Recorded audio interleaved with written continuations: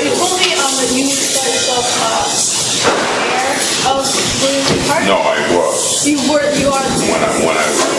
Oh, you were? Can you explain to me what that means? I mean, somebody who takes care of people's problems, you know, and somebody that they come to and it's like, who does, you know, it's like it's like women are getting attacked or whatever. It's like I'm going to come to the cops. Are, you know, it's like harassing people, you know, it's like I'm gonna want to speak to that, I'm one that everybody came. Yeah. It's like when I was out there.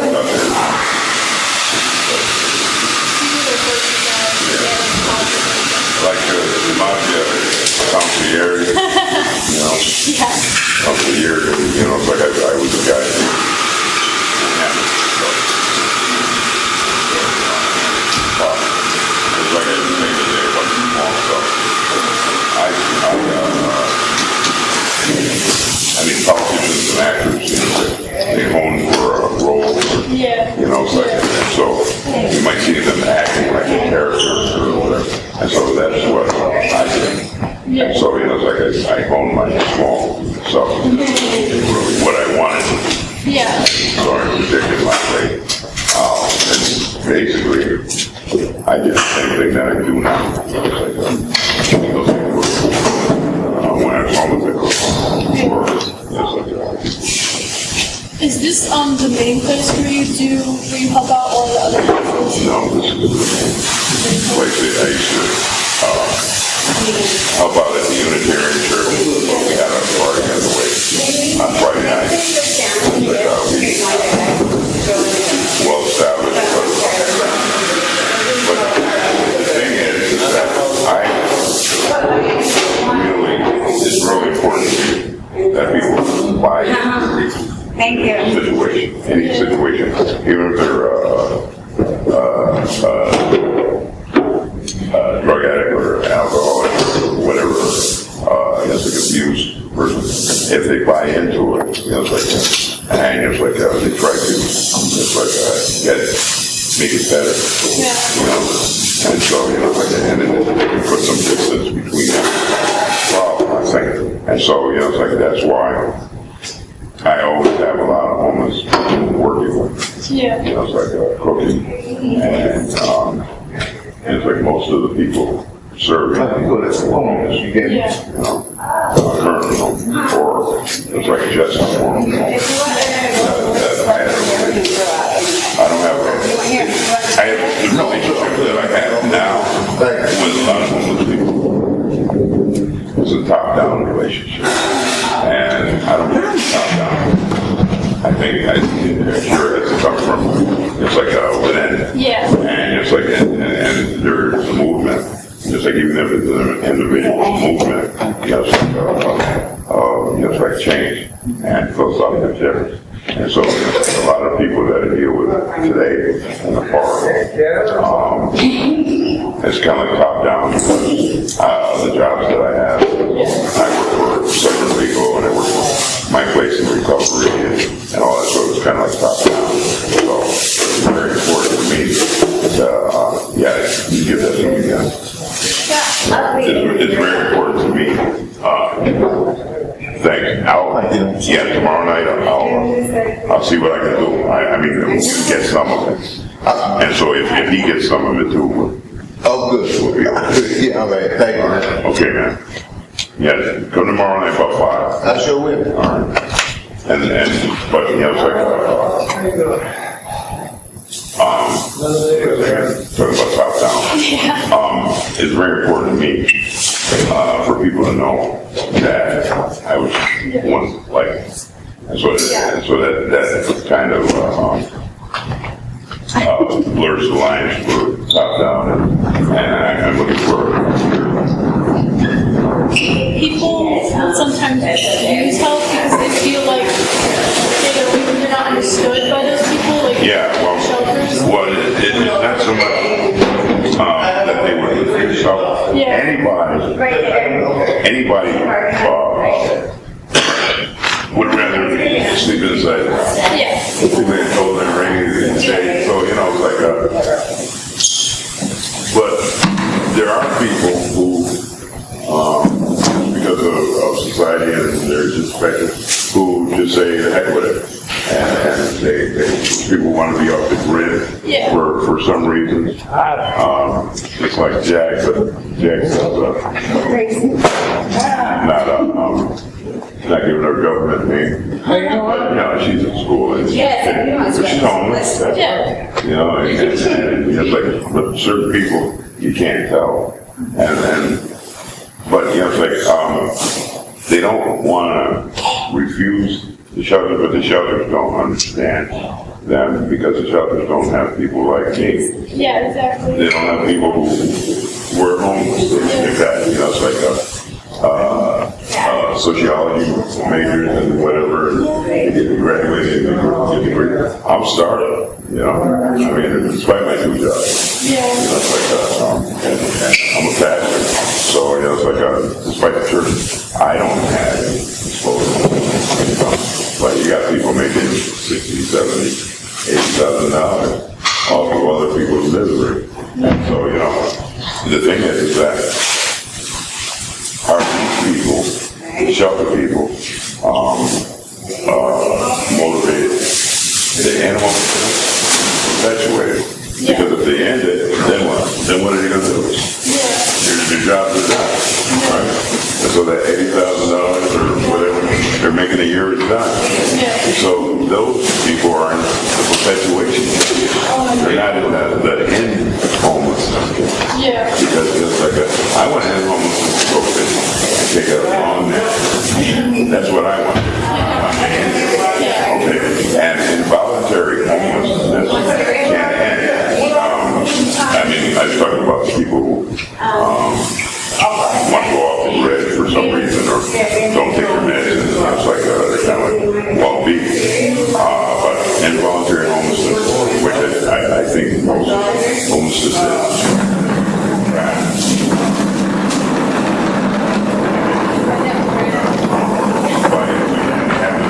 They have the resources and they have the knowledge, but it's like now it's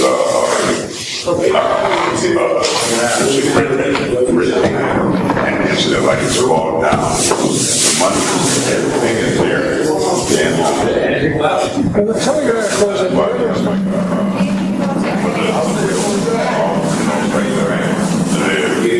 The shelter is in the will.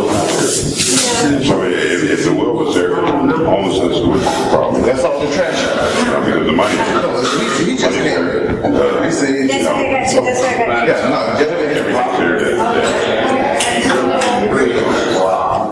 it was before to make it more like centralized and more efficient, I guess you could say. But I do see where you're coming from where it is their job. So obviously they were doing their job to have no one else take care of it.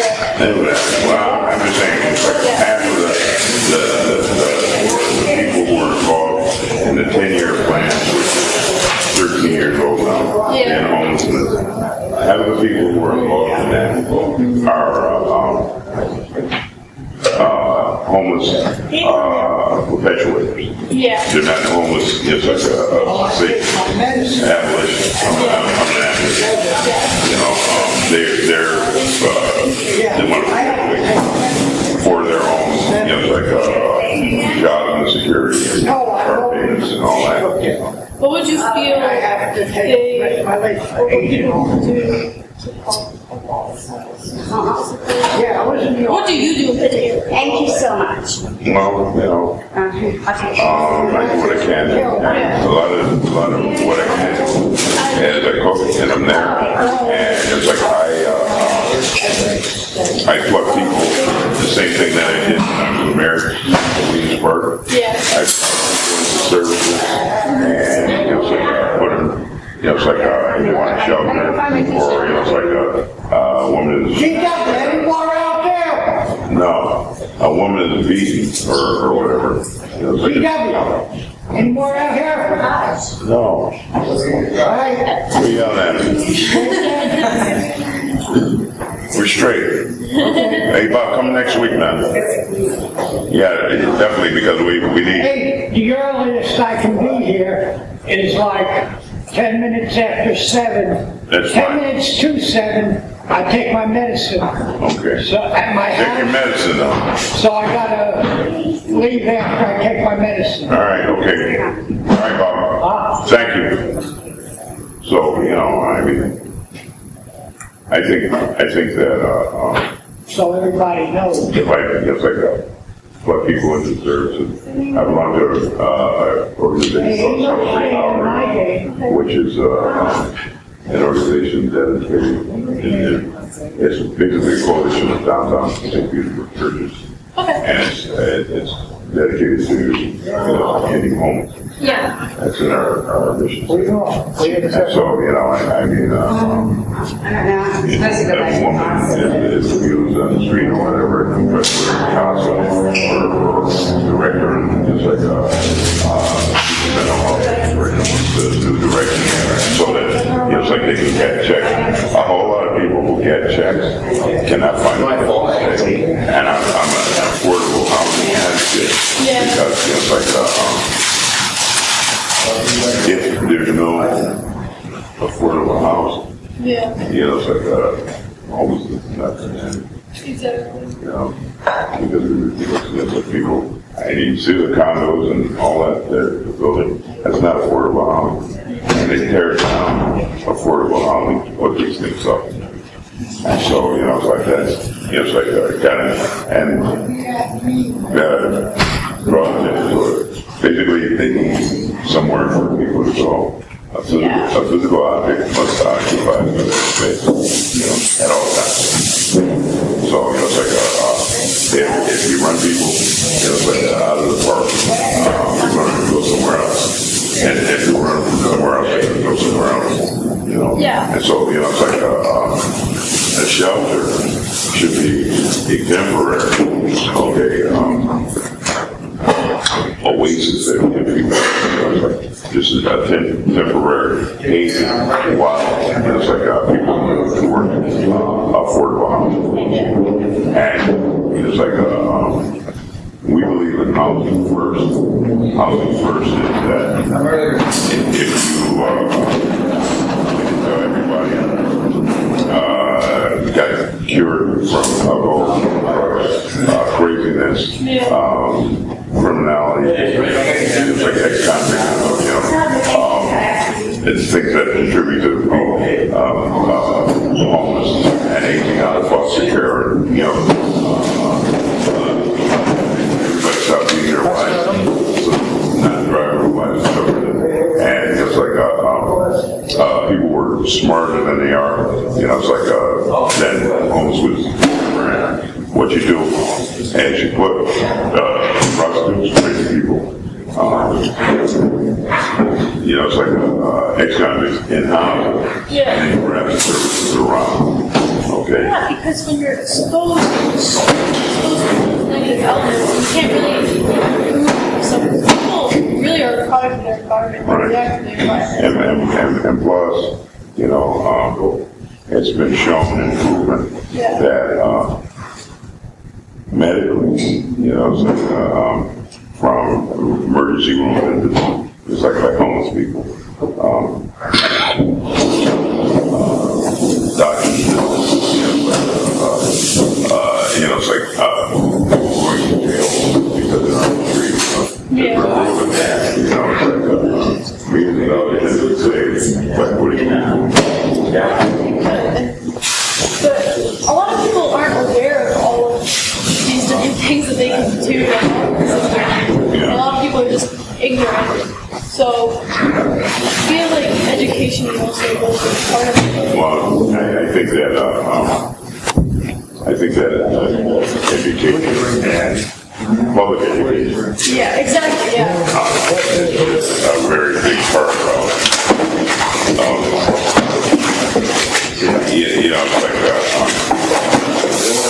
making people feel that. First of all, nobody's that far from that.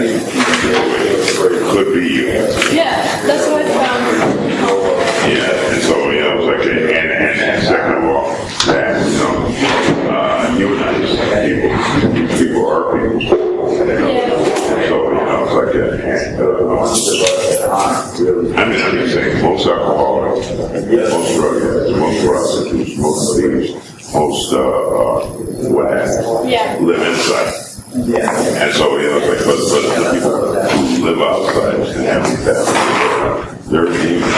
And it's not the people, you don't see the people who are living in cars and Walmart parking lots and stuff. And it's like living in hotels, working day labor, you know, it's like trying to grow, you know. And so, you know, I mean, a broad education. Okay, broad education of all of the various aspects of homelessness would be good. You know, but, you know, I'm saying I blame the services, but not me.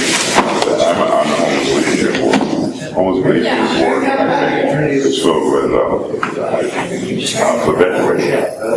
They're not filled with abolitionists. It's not. Well, you know, they get funds from the government. They don't get from the government to create affordable housing and stuff. And so they perpetuate homeless. And so that's why it's like they came up with the 10-year plan for That's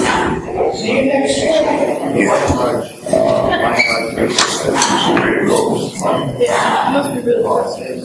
Yeah, but you know, I mean, I believe the time will come. If I didn't, I'd stop doing Oh no, that is actually, we were actually. All right, so come tomorrow. Come to church tomorrow. Always go to church. Huh? Always in church. Good first thing I get in the morning. Come at 5 o'clock. Oh, yeah, that's right. I get a paper. Well, come at 5 o'clock. I'll give it to you tomorrow. Okay. Yeah, it's the same paper. I just got it there. Yeah, I'll give it to you tomorrow. 5 o'clock.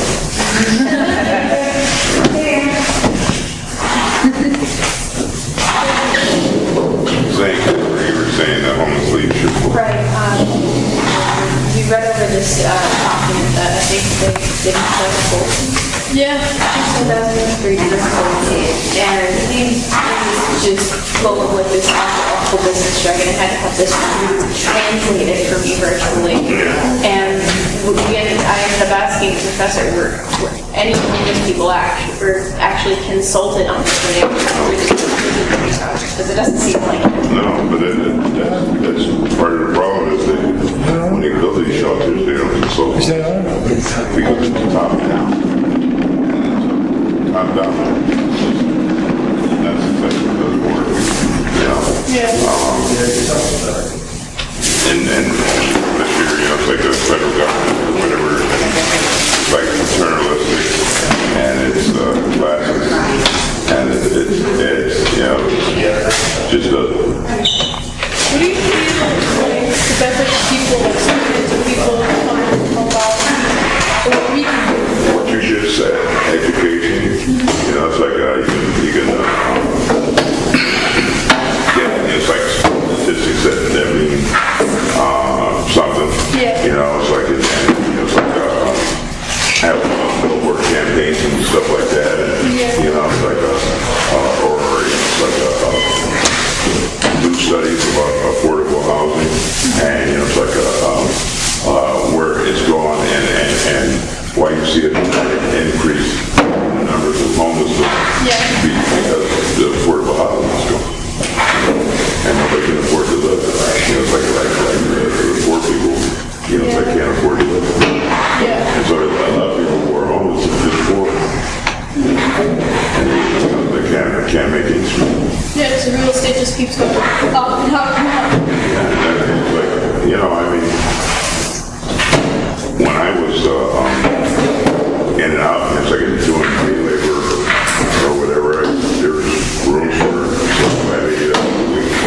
And so, you know, it's like two of us would get together and get a room and work, and you know, it's like as long as it lasted, but it's like it was not. You know, it's like $400 a week. We can afford that. And if you're homeless, it's hard to work. It's hard to maintain yourself sanitary, and it's hard to get transportation. Transportation is getting a little easier. Yeah. With the bus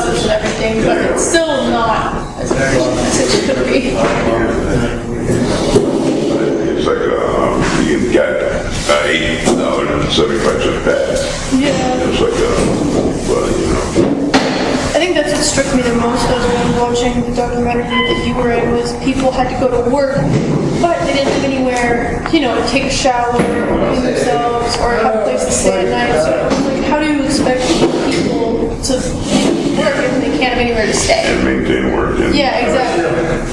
And it's like the thing. And then shelter, people say, well, why don't you go in a shelter? I've been kicked out of every shelter here. And then same as before. And they have a 21-14. So, so you stay there 21 days, 14 days you can get out. So, yeah, you're throwing people on the street. Yeah, so it's not... Yeah, they're throwing people back on the street.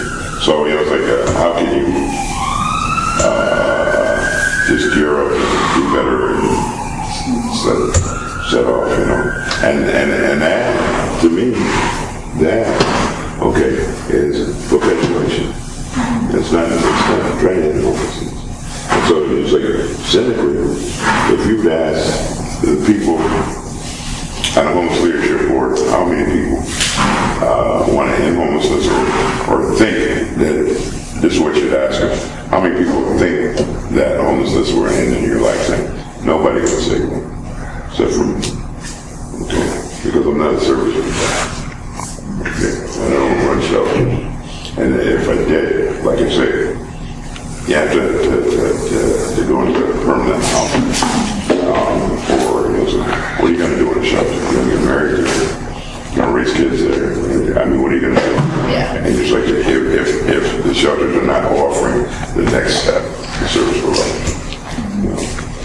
And then it's like the refugee housing and the money is so bogged down, that it's like it's not rapid, And so it's like it would take you 3 to 6 months to get it. It's like anybody could keep you in your house. Yeah. Or, it's just a mess. It sounds like a mess. It is. But it's I believe it's intentionally created. Yeah. To keep, it's like the demarcation between the haves and the have. Well, on the subject of service providers, my project's on substance abuse. Is there anywhere like anyone get treated or anything, or is like service related to that? Yeah.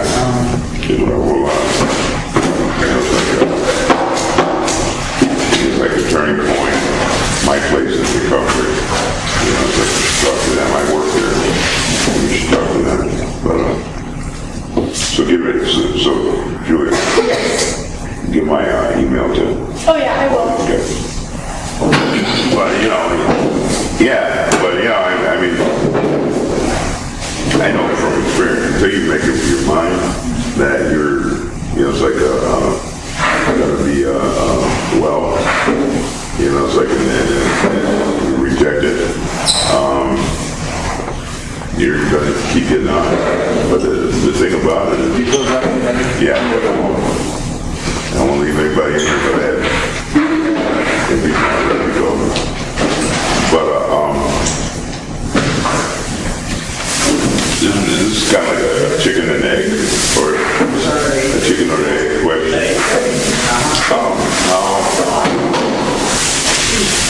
Do they get high because they're homeless, or are they homeless because they get high? And so, it's like people, when you sleep on the sidewalk in concrete,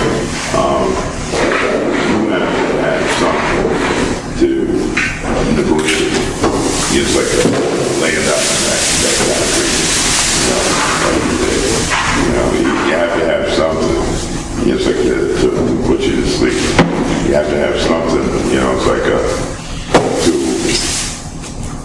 It's like the weather. See, right now, it's like living in a refrigerator. Yeah. And so, it's like it's cold.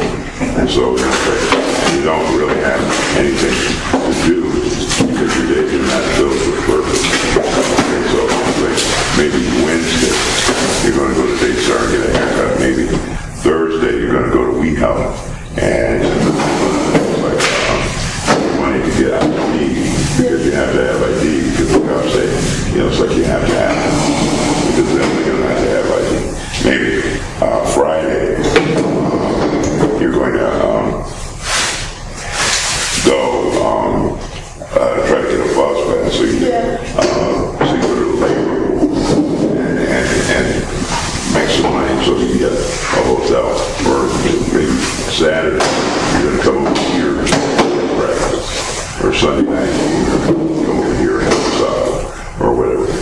don't really have anything to do. You don't really have anything to look forward to. So you just like, you create things to look forward to. Because it's like you're living in this refrigerator. And so, you can't hang out at the park, you can't drink, you can't do anything. But just sit there and occupy time. And so, in between that time, you might recreate, but you do it every day. You don't say, well, no, I can't do that. I'm going to class. I got class Monday, Tuesday, Wednesday, Thursday, and the next week you say, well, maybe I'm going to do it. Because I just drag all weekend. You got the choice. When you're homeless, okay, time is kind of like just this mass of stuff, and then it's like you dread night, you dread sleeping out there, so you gotta medicate yourself so that you can knock yourself out to sleep out there. I can see why you really believe in affordable housing. That's what I'm saying. It's like, so you're basically getting high. I used to, it was like a workday labor, and didn't have enough money, and then so it was like $40 or $50 or it's like, and I'd go and it's like sit all night at the damn crack house because it was warm, and you just buy it, whatever, and you get them to like you, and you sit there all day. Yeah. And so it's like people, it's like expand your change so that they can get beer and whatever. Because it's like, you gotta go to sleep at night. You gotta go to sleep at night. It's raining. And so it's like, and you're sitting at the bus stop under the bus shelter. And the cops say, I moved. When it's raining. They don't say anything when it's not. And so when it's raining, it's like they kick you out of the bus shelter and you're walking around. Okay. And then, I don't know music about you guys. Maybe you're different. But when I get in the morning, first thing I gotta do is pee. First thing I gotta do is pee when I get up in the morning. And so you're homeless, okay? You're a woman. And you're homeless.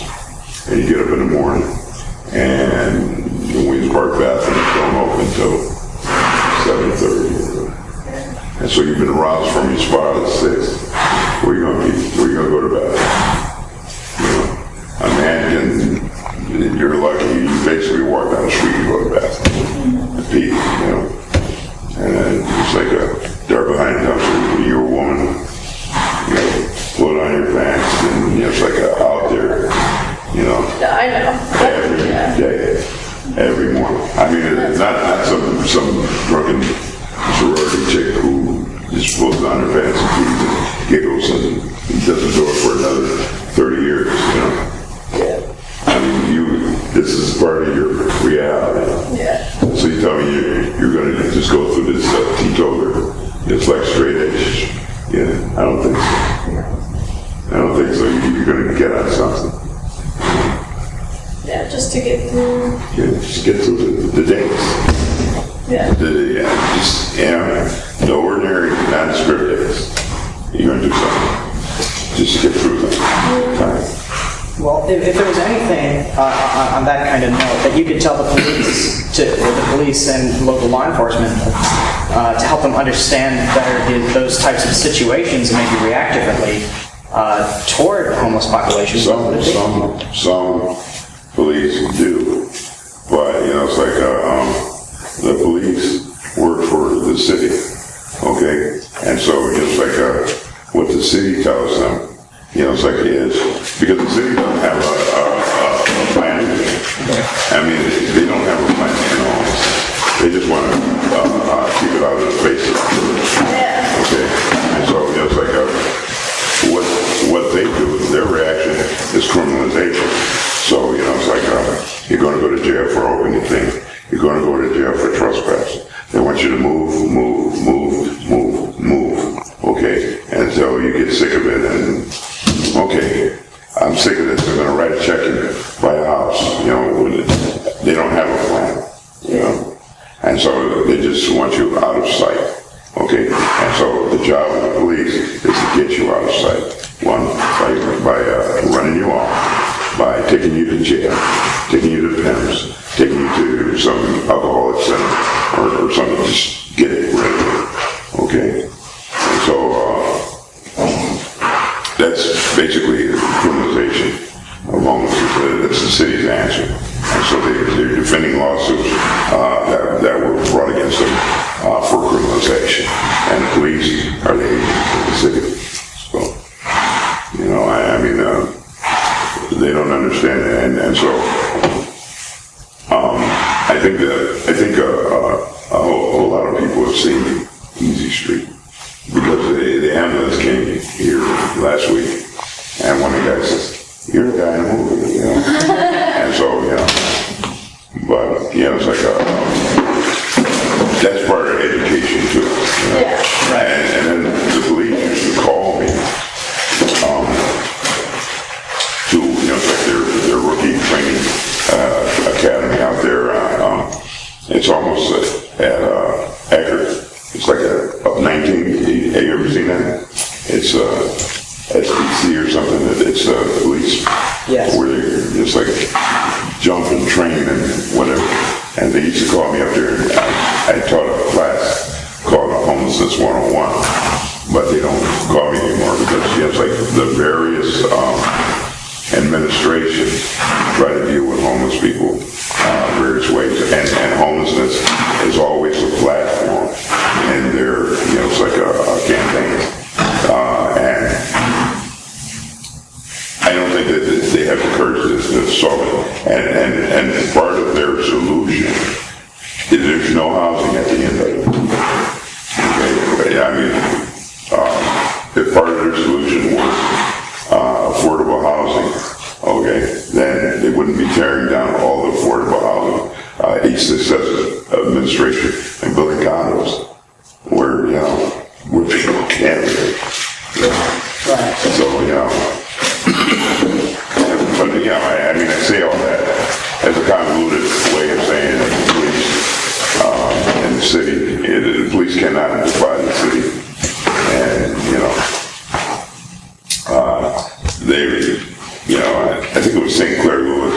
Was St. Clair Lewis said, it's hard for a man to understand something that his paycheck, you know, it's like says I know what that, yeah. Yeah, I can't remember now. It's good there. It's hard for a man to understand something that's paycheck says that he won't, or something like that. Yeah. You know? We're getting it just a bit. Yeah, but you know, I mean, it's bleak and it's a dreary situation, but you know, it's like the darkness always comes before, you know, it's the light. And so, you know, I mean, I think, well, I'm surprised Patty invited me back. I think I was there last semester, or maybe I was there last year. Yeah, maybe. No, invite me, tell me who invited me, man. Oh, well, I'm sure. And so, you know, yeah. Well, he's a good guy. I mean, he's, I think, Patrick Henry he's knowledgeable, and he knows, and he's been here a long time, and he's seen a lot of, you know, it's like, stuff, you know. Yeah. And I guess it is like the translates to probably not so. Right. The sociologist, No, I don't think he's perpetrating at all, because, you know, it's like, I think he's just like a provoking thought in you guys to, you know, it's like change it so that it will end, you know. And so, you know, it's like, I think that, you know, it's like people like Patrick Henry, he's a professor, so he does his part. It's like we're sending you guys to me, you know. And so, you know, I mean, because if he was a perpetrator, you know, it's like a perpetuator. If he was a perpetuator, he said, well, don't talk to GW. It's like, because I'm an abolitionist, and so he's lying with me. He's a good guy. I'm fortunate to know him and to have known him. Yeah. It's like all these years. Right. So, What would you say if I were to tell you that, let's take the top 100 richest people on the planet, and combined, they have enough capital to not only end national hunger, but world hunger 4 times over. What would you say, knowing that, and that they haven't? well, it's just will, I mean, even it's like ending hunger. Ending hunger is probably easier than ending homelessness, because you don't have to build anything. You just gotta share it with the people, But it's will and it's attitude, and so it's like well, I got mine, I worked for it, and so let them work for it and get theirs and all that, Just Bill Gates does a lot, it's like but you don't get very many rich people who want to end homelessness because they feel a certain kind of ways about that. I mean, the 100 richest people in America could probably do it. I mean, I did is my modest proposal up on the? Yes. Yeah, it's on the website. It's on your website. It's on my website. You have a website? Yeah. Could you tell us what the website's called? The National Abolitionists. And they can get that. Yeah. Yeah, but anyway, it was like I did a paper a few years back called a modest proposal, like this website, the modest proposal. Yeah. So it's like and I actually researched that. I can't remember the numbers, but I throw numbers out there just to illustrate what I mean. There are about 99,000 vacant and abandoned, otherwise empty houses in St. Petersburg. Okay. In the county, all right, in Pinellas County, there are 100,000. It's like abandoned, boarded up, vacant houses in the county. Okay. There are, last count there was like 7,000 homeless people. Okay. So that's like 10 houses for every person. Yeah. Are you serious? Yeah. And so, it's like, people tell me, well, the bank's got to be involved in the property and some of it. But if you had been trying to end homelessness like 10 years ago, you would have found a way already to put people in houses. Yeah. And then that was part of my modest proposal. And that, it's like, it's like give people this. This is me and the HUD secretary, Sean Donovan. I ain't that big enough. But, that's my mom's proposal. This is, How long ago was this? national abolition. I think, that's 2010, Sean Donovan, the HUD secretary. But I have a privilege to be a board member of the National Law Center on Homelessness and Poverty, and they have Kenny Mentor Awards every year. They invite me down. I used to speak. I probably would. I didn't. But I'm not going to let me speak anymore. So the National Abolitionist is my website. We'll definitely check it out. That's cool. Yeah. But And it's mobile ready. And it's mobile ready. We can see that. yeah, so, it's like, but like I say, it's like, it's will. It's not, because there are houses, okay? There are people, structures for people to live. And plus, it's like it's not industrial run here anymore, so there's factories that people can live, schools that turned into, it's like an empty thing that people can live in. It's motivation. You know, that's what I think.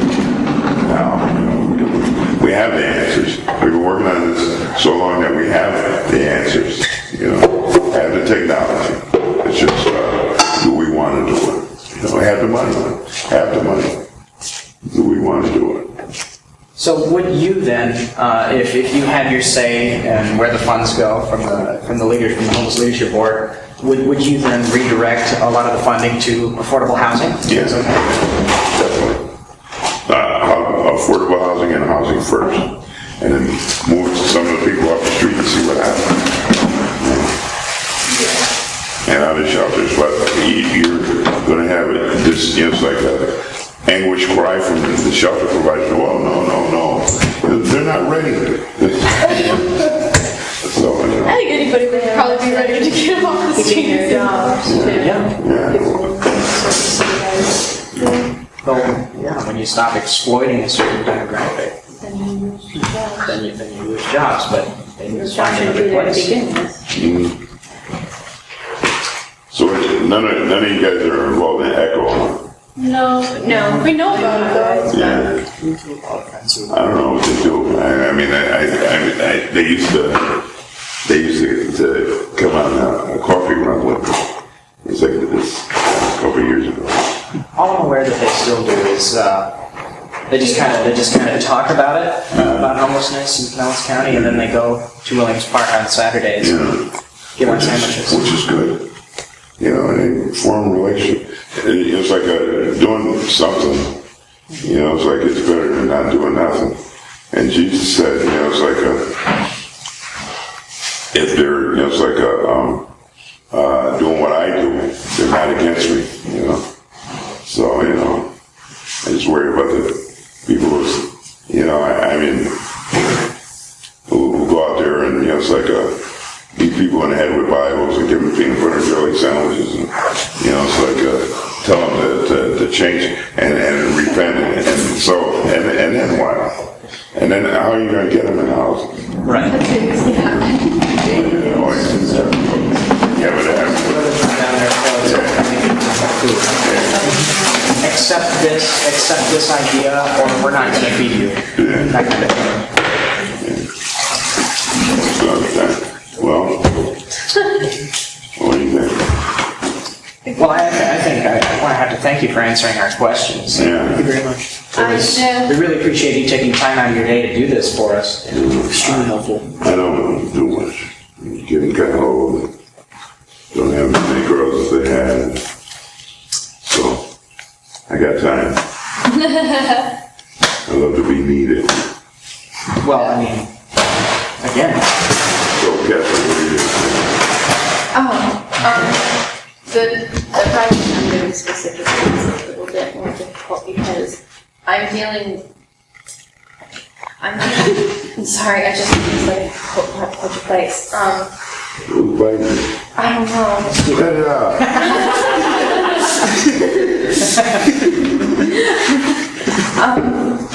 I'm working, my project specifically is on homeless youth, and specifically those in the LGBT umbrella, and they tend to have a harder time because youth have their own set of problems, but then when you have that, a lot of them stay on the street. But the way they talk to any of them is a lot of youth don't like showing up to these meetings. I've noticed. I talked to Jack and she said, you know, the oldest person I've seen here was 18. And it seems like a lot of them don't want to be found because they can't. And a lot of kids,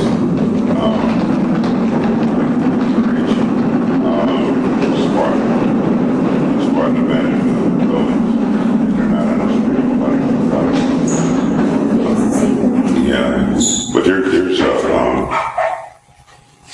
I know a couple of gay people in the park. And breakfast, I mean, if you guys come back, you know, it's like I can introduce you to some. That would be great. Yeah. Because I know everybody, you know, so gay, so what? Still sleeping on the ground. Still no better than you. So, You mentioned the substance abuse treatment centers like Turning Point. You said industrial building. Yeah, my place in the Republic. Do you have any like? Do they have any websites or like any email contacts I can talk to? Yeah, you could probably. I can get you up to my place. I think I have a card. My name's not on it, but Liberty. You know, this is a wallet that I wear around my neck, but I had two of these, and same thing happens. It breaks. So I carry it in my back pocket for a wallet, which defeats the purpose of it anyway, because I want to wear it around my neck. So. Mess. I think I have a card for you. My place. But anyway, you know.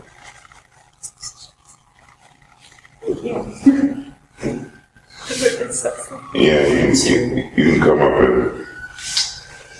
and talk. Who drives? I do. He's the only one out of all of us. Do you guys know how to drive license? I do, but my car's in California. I don't know how to drive. That's a lot of the problem with getting to doing safety. Yeah. How did that guy do it? Okay. Do you mind if I like take a photo of this? Like, there's one. No, you can have it. Sure. Yeah. Talk to that guy who would have been arrested. I'm good well done. So you guys done?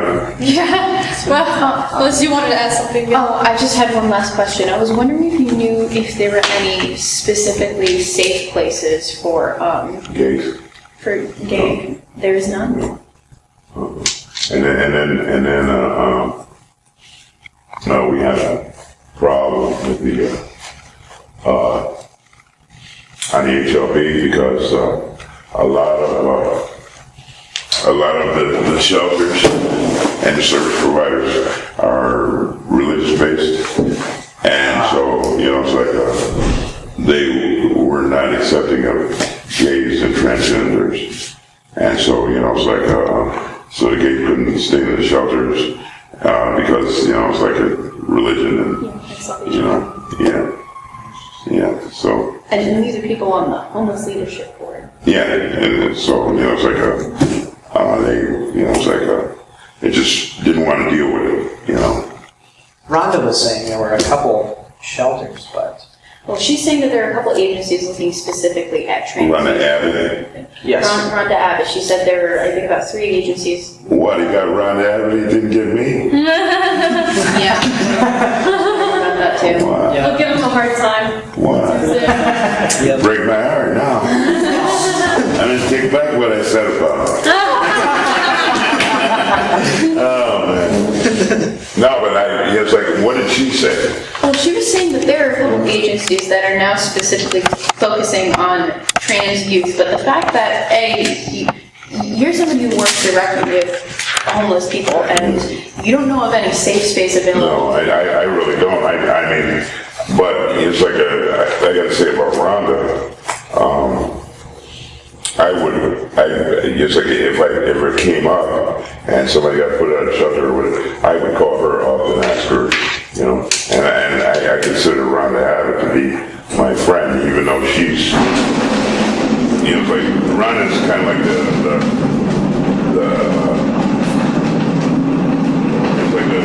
ramrod for her cat, so she's in a position where she really can't say anything. And she's just got to facilitate, Yeah. And so, but I would ask her. I'm interested in finding that out too. Yeah, it's really interesting what you were saying about the top-down thing, especially because she mentioned that there are these agencies now that are working towards that, and yet at the level of homelessness, there's no safe space, and apparently there's bigotry on the leadership board. There definitely is. Just like particularly with the religious service providers and housing providers, there's definitely, it's like because I don't think, I might be wrong, okay, but it's like a Catholic Charities with the tent city. I don't think 2 men can live together openly gay. No, they cannot. There were cases with Salvation Army where a couple of teenage boys, I guess, that were together went to them, and they basically said, you have to break up or we will. I've heard all that. So, it's like I just don't know what to do, but that's a wrinkle that they have to face, Right. I mean, because, it's like the world's not going the other way, the world's going, it's like the openness, Yeah. The world's going towards openness, the world's not going towards, it's like back in the closet, Right. So that's something that everybody's going to have to deal with, And we deal with it in church, and but we're a cool church. Yeah, we are. I've noticed you guys are like really, really open, more open than I've seen. We're cool. Anyway, guys. Well, thank you so much. Really appreciate it. You can come back anytime you want. Thank you very much.